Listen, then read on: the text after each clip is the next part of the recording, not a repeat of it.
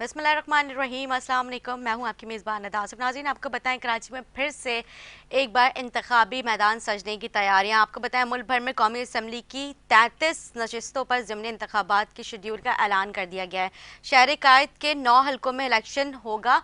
कागजात नामजदगी 6 फरवरी से वसूल कर ली जाएगी। इस हवाले से प्रोग्राम में गुफ्तगू करेंगे। उसके साथ साथ आपको बताएं जिस तरह से वज़ीर ख़जाना इसहाक डार ने कल प्रेस कॉन्फ्रेंस की, आवाम से मुखातिब होकर उन्होंने जिस तरह से बताया कि साबका प्राइम मिनिस्टर जो इमरान खान हैं, जो जिन्होंने जिस तरह से उन्होंने IMF से कर्जे लिया और उसके बाद जो उन्होंने पूरे तरीक़ेकार बताया कि क्या क्या हुआ है और पीछे किस तरह से हटे, उन्होंने खुला चैलेंज किया। वो कहते हैं आएँ और आप के जितने भी वो हैं अफलातून, उनको इकट्ठा करके मुज़ाकरा कर लें। इसके बाद जो है ना, उन्होंने काफ़ी बातें की हैं, बहुत सारे हम प्रोग्राम में इस हवाले से गुफ्तगू करते हैं। लेकिन सबसे पहले मैं आपको बताऊं, क्योंकि जिस तरह से हमने देखा, इसके साथ साथ जो है बल्दियाती इंतखाबात को लेके, तो वो मामला अभी वहीं का वहीं है। अभी हमने जिस तरह से जिक्र किया कि दूसरे इलेक्शंस की भी तैयारियां की जा रही हैं, जो ज़मीनी इंतखाबात हैं उसकी भी तैयारी की जा रही है, लेकिन अभी तक जो बल्दियाती इंतखाबात है वो वहीं के वहीं है। उसके मामला अभी तक रिजॉल्व नहीं हो पा रहे हैं। 2 हफ्ते हो पा रहे हैं, 2 हफ्ते हो चुके हैं, लेकिन मेयर का अभी तक फाइनलाइज नहीं हो पा रहा है। ये क्या मामला है,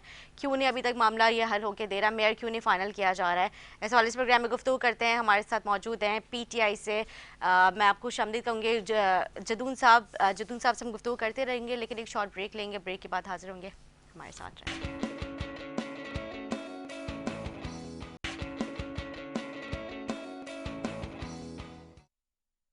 जी नाज़रीन, खुशामदीद। ब्रेक से पहले गुफ्तगू चल रही थी जिस तरह से मुल्क के हालात और उसके बाद इंतखाबात जो है उसकी तैयारियां की जा रही हैं, ज़मीनी इंतखाबात की। इससे पहले मैं आपको बताऊँ कि जिस तरह से मैंने अपने इंट्रो में जिक्र किया था, वज़ीर ख़जाना इसहाक डार साहब ने जिस तरह से इमरान खान साहब को उन्होंने चैलेंज किया है, और वो कहते हैं कि अपने जितने भी अफरातून सब इकट्ठा कर लें, क्योंकि IMF से आपने कर्जे लिया और उसके बाद जो है हुकूमत जाती देख कर आप पीछे हट गए। तो इमरान खान की बातें सारी झूठ पर मबनी हैं, वो ये सारी बातें करते हैं। सर, आप क्या कहेंगे? निता देखिए, बात इसहाक डार, इन्होंने तो बड़ा बड़ा चढ़ा के पेश किया था कि इसहाक डार आएगा तो एक बड़ा इनकलाब लेके आएगा और इकोनॉमी को संभाल लेगा, डॉलर को नीचे ले आएगा। इसलिए तो हम कहते हैं कि इसहाक डॉलर बोलते हैं, इसहाक डार नहीं, इसहाक डॉलर बोलते हैं, अच्छा कि 200 से नीचे ले आएंगे। जी। लेकिन आज उनका अपना वजीर ख़जाना, जो साबका वजीर ख़जाना मिफ्ताह इस्माइल, क्या कह रहे हैं? वो उन्हीं के पार्टी का है ना। उनका अभी तीन तीन महीने पहले वजीर ख़जाना वही थे।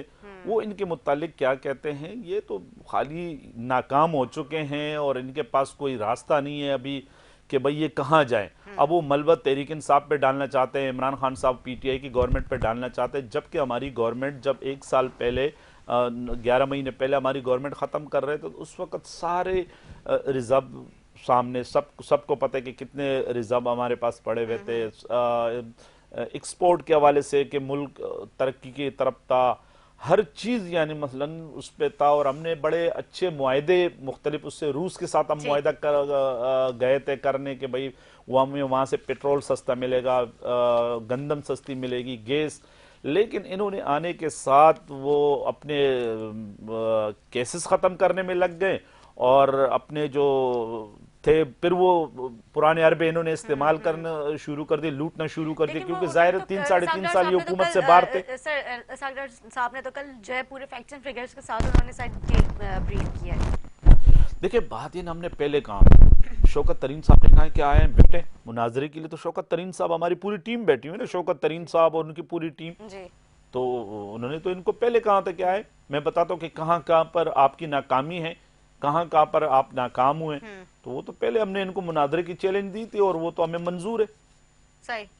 तो जिस तरह से वो कहते हैं कि आप अपने सारे अफरातून इकट्ठे कर रहे हैं, तो मतलब देखो, हमारे अल्हम्दुलिल्लाह हमारी पूरी टीम है, हमारे एक ही अफलातून उनके लिए काफ़ी है, शौकत तरीन साहब ठीक है। एक ही उनके लिए काफ़ी है। ये ठीक है। पूरा ये कर दे। इस टाइम आप देख लेना, फाइनेंस मिनिस्ट्री के कितने मिनिस्टर हैं? इसहाक डार, अच्छा, वो जो लेडी गौस, आयशा गौस है, वो है। तकरीबन कोई 7 8 इन्होंने माओने खुसूसी रखे। यानी इन्होंने तो पूरा एक कुंभा बनाया हुआ है, लेकिन फिर भी इनसे नहीं चल पा रहा। यानी 8 10 लोगों को इकट्ठा करके फिर भी इनसे नहीं चल पा रहा है। हालत तो यह है कि LC कॉलोनी के लिए डॉलर नहीं है। एक दिन में 25, ये तारीख में पहली मर्तबा हुआ है कि पाकिस्तान की तारीख में पहली मर्तबा हुआ है कि एक दिन में 25-26 रुपए डॉलर ऊपर जा रहा है। सही। तो ये इनकी नाकामी नहीं तो और क्या है। बिल्कुल ठीक कह रहे हैं। अच्छा सर, अभी आपने देखा जिस तरह से पीपल्स पार्टी के रहनुमाओं ने प्रेस कॉन्फ्रेंस की और इसमें जो है पीटीआई के चेयरमैन इमरान खान साहब का प्राइम मिनिस्टर, उनको भी काफ़ी तनकीद का निशाना बनाया। क्या कहते हैं आप इस पे? देखिए, बात यह है कि मैंने भी सुनी उनके प्रेस कॉन्फ्रेंस, और आ, वो बुखलाहट का शिकार है क्योंकि जरदारी हर वो अरबा इस्तेमाल कर रहे हैं। वो लगे हुए हैं। इमरान खान साहब की गवर्नमेंट, हमारी गवर्नमेंट ख़त्म कराने में भी सबसे बड़ा हाथ आसिफ जरदारी का था। अच्छा। सिंध हाउस इस्लामाबाद के अंदर जो मंडी लगाई हुई थी, और यहाँ हमारे सिंध के अवाम का, हमारे मजलूम किसान और हारियों का जो टैक्स का पैसा ले के वहाँ पर बोरिया भर के ले गए थे और लोगों की ज़मीर खरीद रहे थे, 25-25, 30-30 करोड़ रुपए पे वो ज़मीर खरीद रहे थे। तो आसिफ जरदारी तो हर वो अरबा इस्तेमाल, क्योंकि उसको नज़र आ रहा था कि जिस तरह 3.5 साल हमारी गवर्नमेंट एक तरक्की की तरफ हम जा रहे थे, और जितने भी सर्वे आ रहे थे तहरीक इंसाफ के हक में आ रहे थे कि भाई मुल्क तरक्की की तरफ जा रहे हैं, तो आसिफ जरदारी को 100% यकीन था कि अगर ये अगले 5 साल भी इमरान खान को मिले तो इनकी तो बिल्कुल छुट्टी होनी थी, और यहाँ सिंध से भी छुट्टी हम इनके कराने वाले थे। क्योंकि सिंध में हमने जो काम शुरू किए थे, खासकर एहसास के थ्रू हमने सिंध के अंदर निदा, जब भी कोविड आया था तो कोई 65 अरब रुपए हमने सिंध के अंदर दिए थे, और वो ऐसे बायोमेट्रिक सिस्टम से हमने दिए थे कि जो मुस्तहिकीन थे उन तक पहुंचे थे। इनकी तरह नहीं कि इन्होंने कहा कि भाई वो खाली कराची के अंदर इन्होंने कहा कि भाई हमने 8 अरब रुपए उसके लिए राशन के लिए रखे हुए हैं, कहीं किसी को कोई राशन का एक बैग तक नहीं मिला और 8 अरब रुपए ये कहा गए। अभी रिसेंटली आप देख ले कि सैलाब के अंदर जो इनको इमदाद मिली वो सारे टेंट मार्केट में बिक रहे हैं। मतलब इन्होंने तो सिंध में अपने को इजारादारी समझी हुई है और ये यहाँ का बादशाह बना हुआ है। इसलिए इन्हें डर है कि अगर इमरान खान साहब दोबारा आ गए तो इमरान खान साहब को रोकने के लिए सारे अरबे इस्तेमाल कर रहे हैं और सिंध के अवाम का पैसा वहाँ लेके जा रहे हैं और इमरान खान साहब को रोकने के लिए। लेकिन हम ये आसिफ जरदारी को बता देना चाहते हैं कि आसिफ जरदारी साहब, आपकी अभी ये खाम ख्याली है, सिंध के अवाम भी जाग उठे हैं और इंशाल्लाह सिंध के अंदर भी तब्दीली आने वाली है। ठीक है जी सर, आपने कहा कि जिस तरह से इमरान खान साहब की हुकूमत को भेजने के लिए जरदारी साहब ने अपना अहम किरदार अदा किया, लेकिन अगर हम ये देखें कि जो आपके इत्तेहादी जिसमें एमक्यूएम पाकिस्तान आपकी शाना बशाना थी, उन्होंने क्यों अलहदगी आप लोगों से इख्तियार की, उसकी क्या मेन वजह बनी? क्योंकि जिस तरह से हमने उनसे पूछा, उनसे सवाल किए अपने प्रोग्राम के जरिए, तो वो कहते हैं कि महंगाई जो है बहुत ज़्यादा थी, हमारी कुछ कंडीशंस थी, उस पर एग्री नहीं किया गया, उनको नहीं माना गया, हमारे दफातर थे, उनके कुछ 9 पॉइंट्स थे जिसके ऊपर वो खासा उनको मतलब वो नाराज थे उस पर। तो आप क्या समझते हैं कि एमक्यूएम ने क्या यही वजह थी और इसके पीछे कोई और कहानी है? देखिए निदा, एमक्यूएम का ये वजह नहीं, उनकी मजबूरी हम समझते हैं। ज़ाहिर हम उनको मजबूर कौमी मूवमेंट कहते हैं तो वैसे नहीं कहते हैं। अच्छा। उनकी मजबूरी हम समझते हैं। महंगाई आज आप देख ले कि जब तहरीक इंसाफ की गवर्नमेंट थी तो 150 रुपए लीटर पेट्रोल था, जब इंटरनेशनल मार्केट में $124 फी बैरियल मिल रहा था, अभी तो तकरीबन ये 70 से भी नीचे आ गया है। तो अब क्यों ये 250, 140 रुपए का लीटर, 120 रुपए का लीटर क्यों मिल रहे हैं?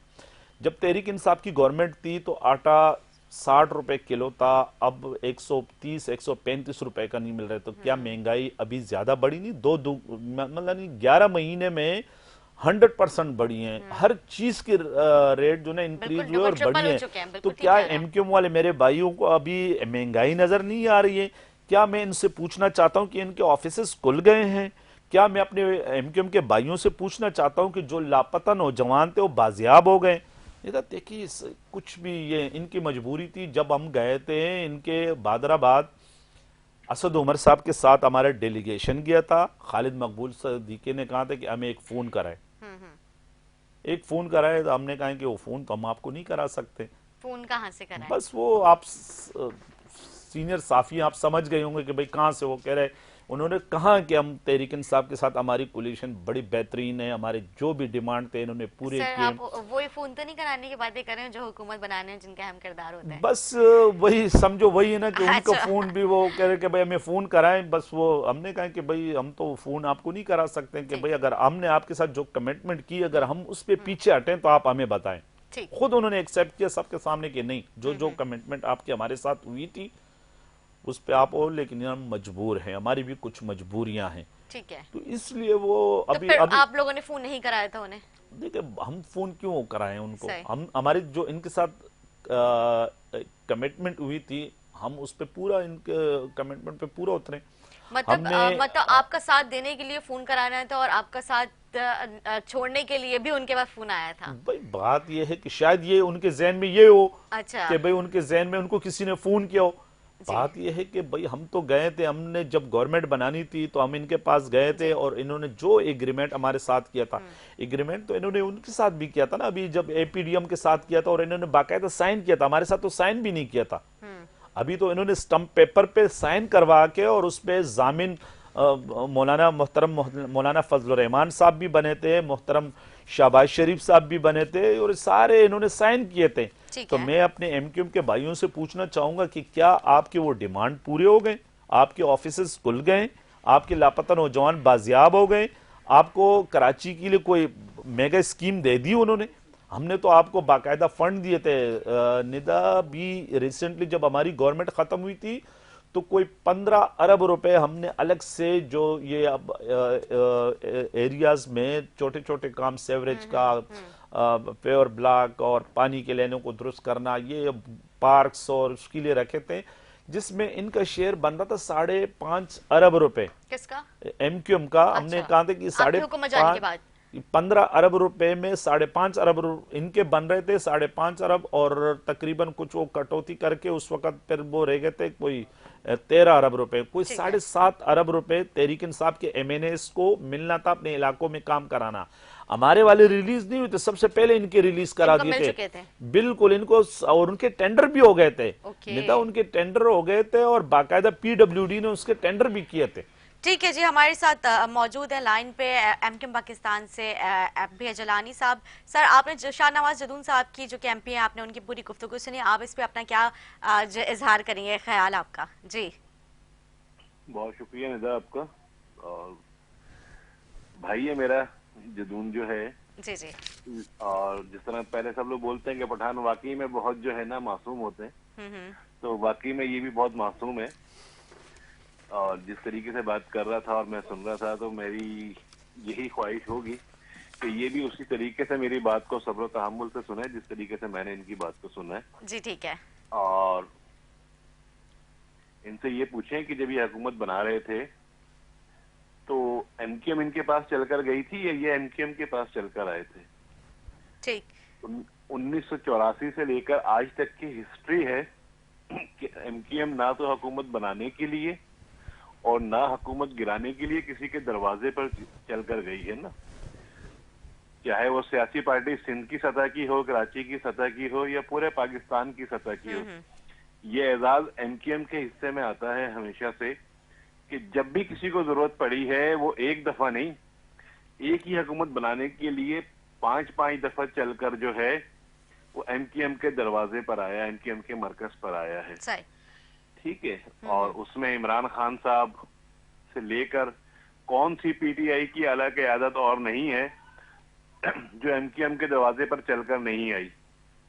तो जब इनका अपना मफाद होता है तो इनको सबको जो है वो हम लोग नफीस लोग नजर आ रहे होते हैं। जब इनका मफाद निकल गया तो अब इनको जो है वो एमक्यूएम में जो है खामियां और खराबियां नजर आ रही हैं। इनसे पूछें, जो बात कर रहे हैं 13 अरब रुपए की, तो उसमें से एमक्यूएम के हिस्से में जो फंड आया था वो रिलीज हो गया?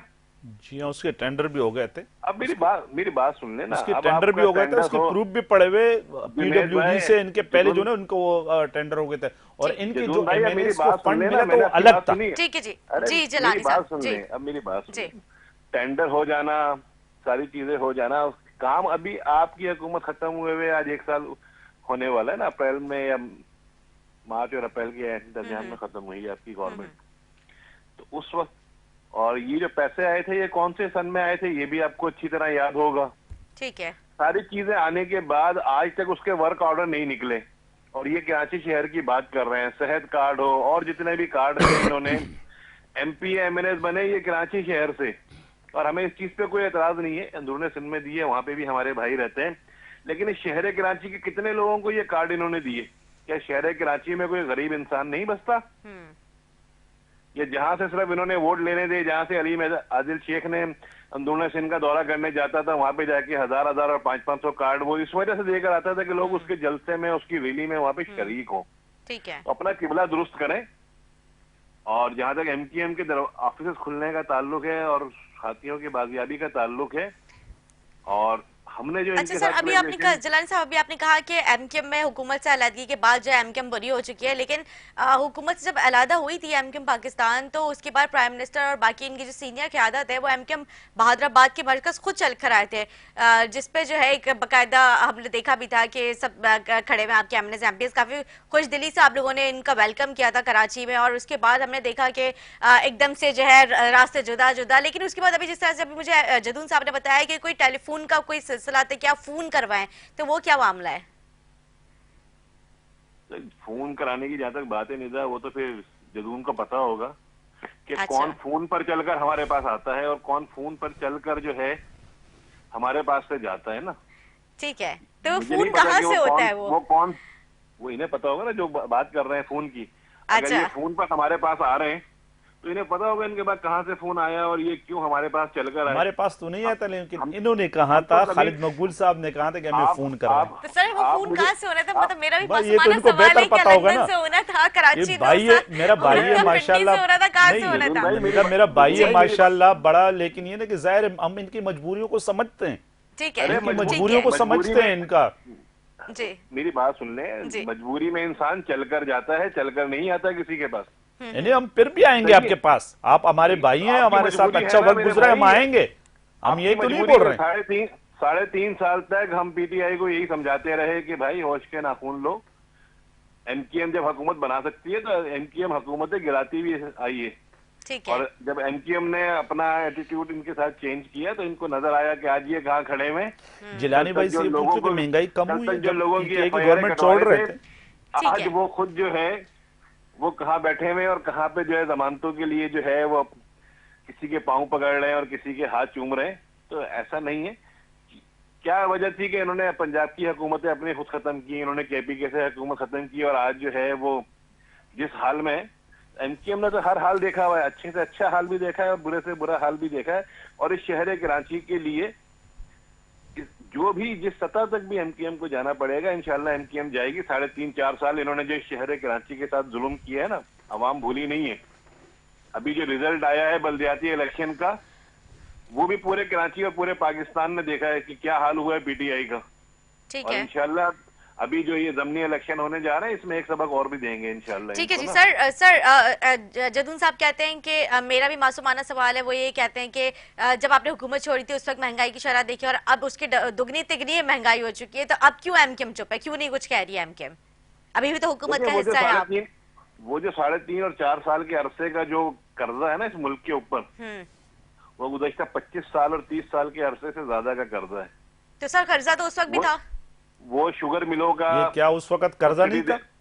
वो शुगर मिलों का कर्जा, वो सब्सिडी मेडिसिन के ऊपर, वो तमाम चीजें जो है ना, वो शहर कराची की आवाम भूली नहीं है कि कराची के आवाम के पैसे से आपने जो हेलीकॉप्टर में और तैयारों में जो अयाशी की है ना बैठ के, जो बनी गाला के अंदर जो है वो सारे मामलात हुए हैं। और वो जो क्या क्या मैं बताऊं, तो नहीं सर आप बताएं, जो आप बताएं ना, बोलो बताएं ना, बताएं ना।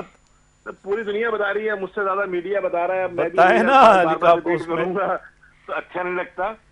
सही है, इन्होंने अपने, आप पूरे कराची को छोड़ दें, इनके अपने हलके में जाके देख लें क्या सूरत हाल है, कौन सी वहां पे दूध और शहद की नहरें बह रही हैं। ठीक है, आज भी ये जो है, अगर अलीम आदिल शेख जो है एमकेएम के खिलाफ बातें कर रहे हैं तो अपने कद को देख के बातें कर रहे हैं। जिस तरीके से वो बातें कर रहे हैं इस शहर कराची के नुमाइंदों के लिए और यहाँ की लीडरशिप के लिए, तो ऐसा ना हो कि फिर वो अभी तो जो है वो कराची से बाहर हुए हैं, फिर सिंध की सियासत से भी बाहर हो। ठीक है सर, हमारे साथ लाइन पे रुकिएगा जदून साहब। देखिए भाई है मेरा, और अलीम आदिल शेख वो मर्द मुजाहिद है जिसने माफिया को मुंह दिया हुआ है। 28-29 FIR उन पे कटी हुई, और मलन जैसे अभी प्रोग्राम से पहले आपने कहा मैं कोर्ट अभी तारीख पे गई थी।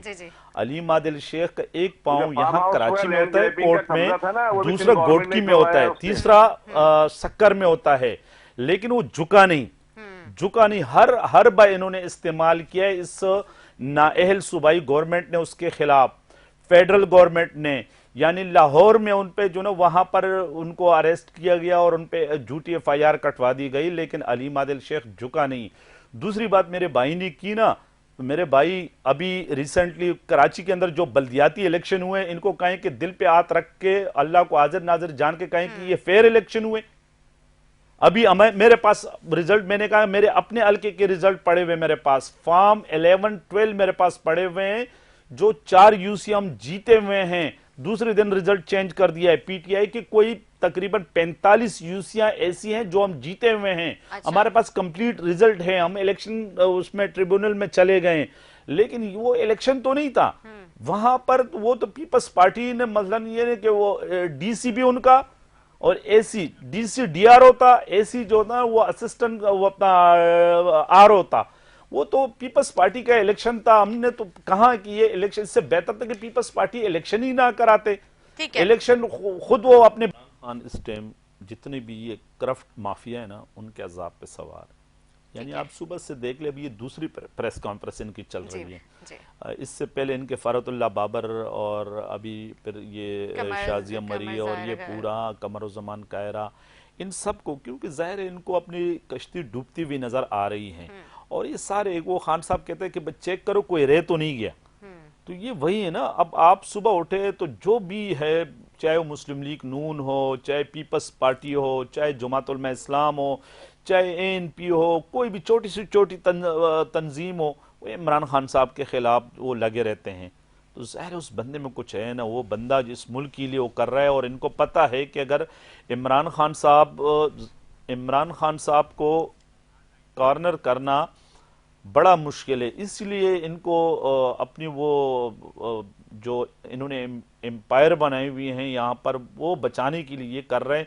लेकिन मैं फिर कहूँगा कि इंशाअल्लाह एक इनकिलाब आने वाला है इमरान खान साहब की क़यादत में, और लोग बहुत अवेयर हो गए हैं, और बहुत बड़ा इनकिलाब, इंशाल्लाह बड़ा चेंज आएगा पाकिस्तान में, एक नया पाकिस्तान बनेगा। जो हमने कहा था कि नया पाकिस्तान, तो इंशाल्लाह एक नया पाकिस्तान। और इनको मैं यही कहूँगा कि आप सब्र करें, 10-15 दिन सब्र करें। इंशाल्लाह भी हमारा जो खान साहब ग्राउंड पे उतरेंगे, इन्होंने तो हर अरबा और आप कर रहे हैं, 10-12 दिन जो है बहुत इंपॉर्टेंट डेज है।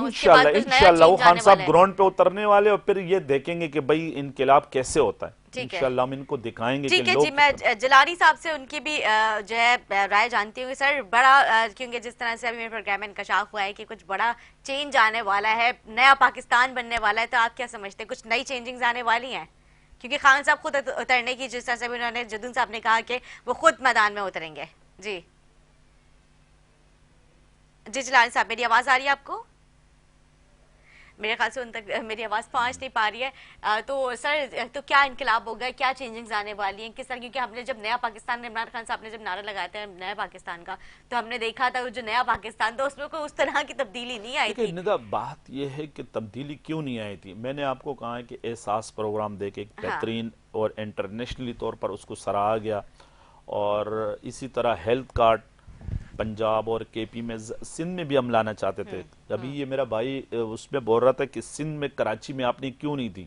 जाहिर है हमारे साथ हुकूमत में, इनको पता है बहुत सी चीज़ों का, इनको पता है कि देखिए हेल्थ कार्ड का जो सेहत कार्ड है उसका ये कि तकरीबन कोई परसेंटेज जो सुबह को पे करना पड़ता है। यहाँ पीपल्स पार्टी, ये मुर्तज़ा वहाब साहब अभी जो प्रेस कॉन्फ्रेंस कर रहे थे और बहुत बड़ी बड़ी वो बढ़के मार रहे थे, इन्होंने कहा था कि सिंध के अवाम को सेहत कार्ड की जरूरत नहीं है। ठीक, ये इन्होंने कहा था। लेकिन हम इंशाल्लाह सिंध के अवाम को बता देना चाहते कि हम जिस तरह हमने KP में सेहत कार्ड दिया, हमने एजुकेशन कार्ड दिया, हमने फूड कार्ड दिया, तो इंशाल्लाह सिंध के अंदर भी हम ये सारी जो फैसिलिटी हमने वहाँ दी, सिंध के अंदर भी हम इंशाल्लाह देंगे। और जाहिर है हमारी गवर्नमेंट ख़त्म इसलिए की गई कि हम एक हमारा जो बेहतर एक रास्ता था, वो उसकी तरफ हम जा रहे थे। हम जब शुरू में आए तो इन्होंने तो हमारे लिए बारूदी सरंगी बिछाई हुई थी ना, उसके बावजूद भी खान साहब ने, मैं कहता हूँ कि विजनरी लीडर है वो, उन्होंने उस क्राइसिस से मुल्क को निकाला। अगर कोरोना के दौरान ये लोग इक्तदार में होते, जिस तरह इन्होंने सूबे के अंदर यहाँ पर वो अनिल कपूर बना हुआ था और बंद कर दो सब कुछ कारोबार बंद कर दिया है, और जो पैसे देता था वो अपना होटल भी खोल लेता था, दुकान भी खोल लेता, जो पैसे नहीं देता उस बेचारे पे FIR भी कटवा देते। तो अगर कोरोना के दौरान ये लोग जिस तरह इन्होंने सूबे को नुकसान पहुंचाया, लेकिन खान साहब ने अपनी दानिशमंदाना से इस मुल्क को इस क्राइसिस से निकाला, स्मार्ट लॉकडाउन लगवाया, और खान साहब ने शुरू में तो इन्होंने हमारा काफी मजाक उड़ाया, लेकिन बाद में ये खुद मान गए, बल्कि पूरी दुनिया मान गई कि जो खान साहब ने हिकमत अमली अपनाई थी वो मुल्क के लिए बेहतर थी। ठीक है जी, बहुत शुक्रिया। जिस तरह से गुलाम जलाली साहब हमारे साथ लाइन पर मौजूद थे, स्टूडियो से हमारे साथ मौजूद थे शाहनवाज जदून साहब, मैं आपका शुक्रिया अदा करूंगी, आप लोगों ने अपना टाइम दिया। उम्मीद करती हूँ मेरे आज का हमारा प्रोग्राम अच्छा लगा। इसी के साथ अपने मेज़बान निदा इजाज़त, मुझे, मेरे मेहमानों को, मेरी टीम को दुआ में याद रखें। अल्लाह हाफ़िज़।